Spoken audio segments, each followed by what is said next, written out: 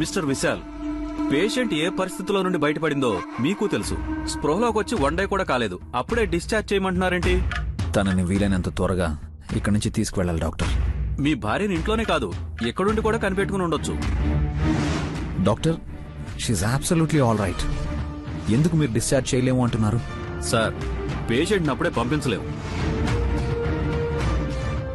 Rounds time అవుతుంది, నేను వెళ్ళాలి.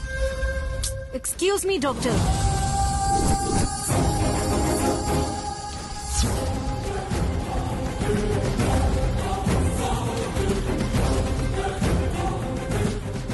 మీరు వెంటనే 9 డిశ్చార్జ్ చేస్తే మీకు మంచిది.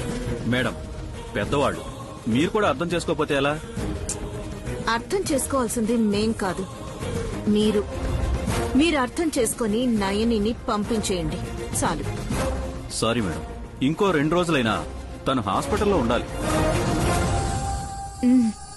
సరే, ఓకే, ఉండనివ్వండి. అమ్మా, ఏం మాట్లాడుతున్నావు? పాపం డాక్టర్ గారు ఉచిత సేవలు చేస్తారేమో, చేయని పుణ్యమైనా వస్తుంది. ఏమంటున్నారు మేడం? మేం ఫ్రీగా ఎవరికి సర్వీస్ గానీ ట్రీట్మెంట్ గానీ ఇవ్వలేం. ఇది కార్పొరేట్ హాస్పిటల్. అందుకే చెప్తున్నాను డాక్టర్, నయనిని మాతో పంపిస్తే సరి, లేదంటే అన్ని ఖర్చులు తమరే భరించండి. ఓకే? God bless you. అమ్మా, అర్థమైందండి. మీరు డిసైడ్ అయ్యారు. ఫార్మాలిటీస్ పూర్తి చేసి పేషెంట్ ని తీసుకెళ్ళండి. బయటికెళ్ళాక ఏం జరిగినా మా బాధ్యత కాదు. Thank you.